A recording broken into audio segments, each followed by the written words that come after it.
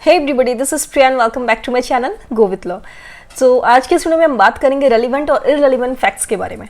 तो देखिए, जो रेलिवेंट और इररेलिवेंट फैक्ट है बहुत ही इंपॉर्टेंट टर्म्स है इंडियन एविडेंस एक्ट के अंदर। ठीक है, ये कोर्ट में भी ऐसे शब्द है जो कोर्ट में भी आए दिन इस्तेमाल होते रहते हैं। अगर आप सिविल कर रहे हैं तब भी आप सुनेंगे ये वर्ड, अगर आप क्रिमिनल कर रहे हैं तब भी ये वर्ड आपको सुनने को मिलेंगे जज या मजिस्ट्रेट के मुँह से।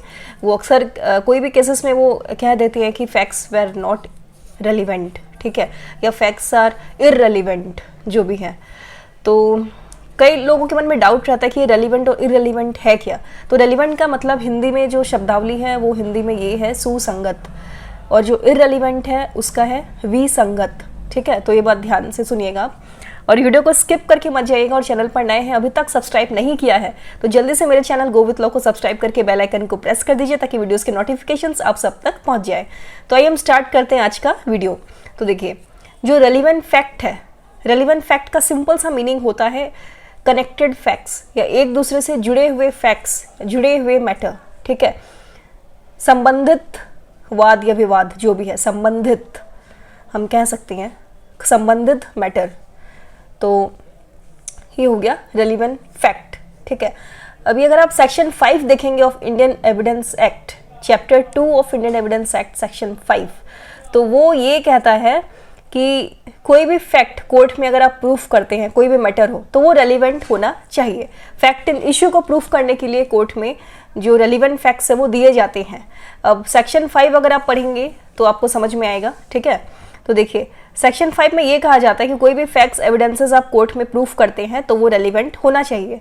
ठीक है, और रेलिवेंसी को प्रूफ करने के लिए आपको पहले फैक्ट्स इन इशू को जानना होगा, क्योंकि कोई भी फैक्ट अगर इशू में है, सेक्शन 5 के अकॉर्डिंग कोई भी फैक्ट अगर इशू में है, फैक्ट इन इशू है, तो उसको कैसे प्रूफ करेंगे? उसको प्रूफ करने के लिए आपको कोर्ट में ये प्रूफ करना होगा कि जो फैक्ट है वो रेलिवेंट है या रेलिवेंट नहीं है।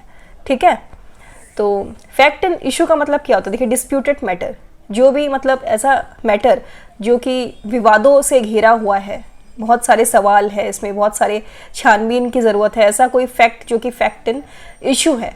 फॉर एग्जाम्पल, ए कहता है कि बी ने मुझे जान से मारने की धमकी दी है। ठीक है, बी उसको कहता है कि नहीं, मैंने तो ऐसा कुछ कहा ही नहीं है। पूरे कोर्ट में जब ये मामला जाता है तो ए ये कहता है कि बी ने मुझे जान से मारने की धमकी दी है। बी ने सरासर सबके सामने कह दिया कि नहीं, मैंने ये धमकी दी ही नहीं है। और फिर ए कहता है कि बी ने मेरा लैपटॉप चोरी किया है। बी कहता है कि मैंने तो कोई लैपटॉप चोरी किया ही नहीं है। तो ये जो फैक्ट्स जो कि क्वेश्चन मार्क है, जो कि क्वेश्चन में है, ठीक है, ये हो गए फैक्ट्स इन इशू। तो कोई भी फैक्ट कोर्ट में जब जाता है, फैक्ट इन इशू, ठीक है, तो फैक्ट इन इशू को प्रूफ करने के लिए हमें ये प्रूफ करना होता है कि जो मैटर है वो रेलिवेंट है कि नहीं। पहले आपको रेलिवेंसी ऑफ फैक्ट आपको प्रूफ करना होता है। ठीक है, तो ये तो हो गया भाई रेलिवेंट फैक्ट। अभी कैसे पता चलेगा, कैसे पता करेंगे कि जो फैक्ट है वो रेलिवेंट है या नहीं? तो वो आप पता कर सकते हैं सेक्शन 6 से section 55 of Indian evidence act. तो आप ध्यान से पढ़िएगा, सेक्शन 6 से सेक्शन 55 तक का जो सेक्शन है इंडियन एविडेंस एक्ट के अंदर, वो पढ़ेंगे तो आपको पता चलेगा कि कौन से फैक्ट्स रेलिवेंट है और कौन से फैक्ट रेलिवेंट नहीं है, कब फैक्ट रेलिवेंट होते हैं और कब फैक्ट रेलिवेंट नहीं होते हैं। तो ये तो हो गया हमारा fact in issue, relevant fact. ठीक है, तो देखिए fact in issue, relevant fact अलग अलग नहीं है, दोनों एक ही है। सेक्शन 5 आप पढ़ेंगे तो आपको क्लियर हो जाएगा कि फैक्ट इन इशू को कोर्ट में प्रूफ करने के लिए जो फैक्ट्स है उनका रेलिवेंट होना बहुत ही आवश्यक है, बहुत ही जरूरी है। अब हम बात करेंगे इररेलिवेंट फैक्ट के बारे में। तो देखिए, इररेलिवेंट फैक्ट का मतलब होता है ऐसा कोई फैक्ट, ऐसा कोई मैटर जो एक दूसरे से बिल्कुल ही कनेक्टेड ना हो, जिसका कोई लेना देना ही ना हो। ठीक है, एकदम अलग हो गए इररेलिवेंट फैक्ट, जो कि रेलिवेंट है ही नहीं बिल्कुल भी। रेलिवेंट का मतलब मैंने आपको बताया था जुड़े हुए फैक्ट्स, ऐसे आप समझिए तो आपके लिए आसान होगा।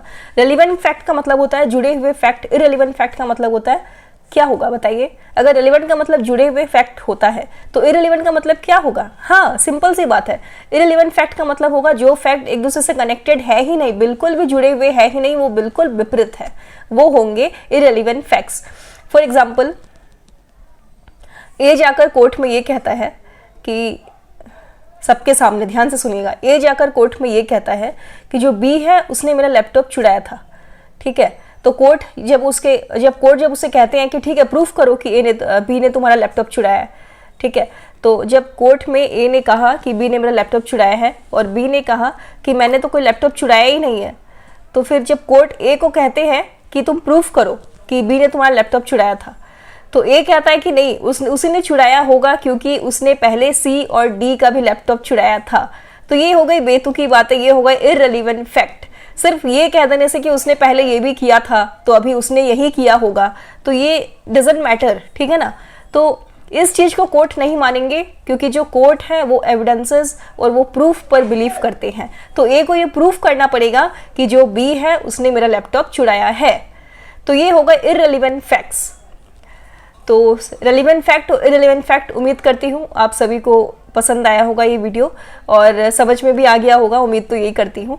एकदम आसान शब्दों में मैंने यही कोशिश की कि आप सभी को समझ आ जाए। तो देखिए आपके एग्जाम के पॉइंट ऑफ व्यू से भी ये जो रेलिवेंट फैक्ट है, इररिलेवेंट फैक्ट है, बहुत इंपॉर्टेंट है। अगर आप कोर्ट में प्रैक्टिस कर रहे हैं, प्रैक्टिसिंग एडवोकेट है अगर आप भी कोर्ट में, आप तो सिविल कर रहे हो चाहे आप क्रिमिनल कर रहे हो, तब भी ये जो रेलिवेंट फैक्ट है, इररिलेवेंट फैक्ट इंपॉर्टेंट टर्म्स है, आए दिन ये कोर्ट में इस्तेमाल होने वाले शब्द है। तो कोई भी डाउट्स है, क्वेरीज है, then do let me know in comment section.